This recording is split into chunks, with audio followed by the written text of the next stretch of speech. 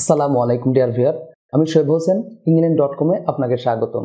এই ভিডিওতে স্পিকিং এবং লিসেনিং এর কিছু নিয়ম আমরা দেখব, যেই নিয়মগুলো জানলে আমরা অতি সহজে ফ্লুয়েন্টলি স্পিকিং করতে পারবো এবং সেই সাথে নেটিভ স্পিকারদের কথা আমরা খুব সহজে বুঝতে পারবো।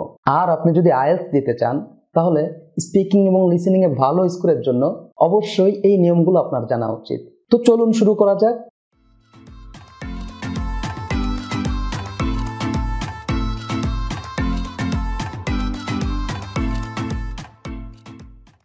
ডিয়ার ভিউয়ার, ওয়ার্ডের শেষে আইএল সাফিক্স আসলে আমরা সাধারণত যেভাবে উচ্চারণ করে থাকি নেটিভ স্পিকাররা সেভাবে উচ্চারণ করে না।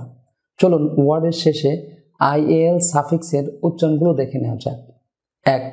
ডিয়ার ভিউয়ার, আইএল এর আগে যদি স সাউন্ড আসে তাহলে স সহ আইএল এর উচ্চারণ হবে শল, যেটা আমরা শিয়াল বলে থাকি, সেটা কি হবে?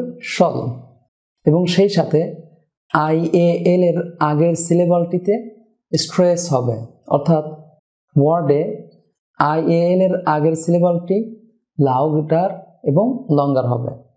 যেমন সোশিয়াল না হয়ে হবে সোশ্যাল, সোশ্যাল। ডিয়ার ভিউয়ার, চলুন আরো কিছু উদাহরণ দেখা যাক। Initial, financial, financial, official. Dear viewer, ভিডিওর সাথে সাথে আপনিও প্র্যাকটিস করতে থাকুন। Substantial, potential, special, controversial, beneficial, presidential, commercial, influential. Dear viewer, IL এর এলটি ডার্ক এল হবে, অর্থাৎ জিহ্বার গোড়া থেকে উচ্চারণ হবে। আর ডার্ক এল, লাইট এল বিষয়টি অন্য ভিডিওতে দেখানো হয়েছে, চ্যানেলটি ভিজিট করে ভিডিওটি দেখে নেবেন। যেমন social, tutorial. 2. Dear viewer, IL এর আগে যদি স সাউন্ড না আসে তাহলে আইএল এর উচ্চারণ হবে ইয়ল এবং সেই সাথে আইএল এর আগের সিলেবালটিতে স্ট্রেস হবে, অর্থাৎ ওয়ার্ডে আইএল এর আগের সিলেবালটি লাউডার এবং লঙ্গার হবে। যেমন tutorial, Memorial, millennial, managerial, remedial, testimonial, material, editorial. Dear viewer, নিচে কমেন্টে ইয়ল এবং শলযুক্ত ওয়ার্ড টাইপ করে জানাবেন।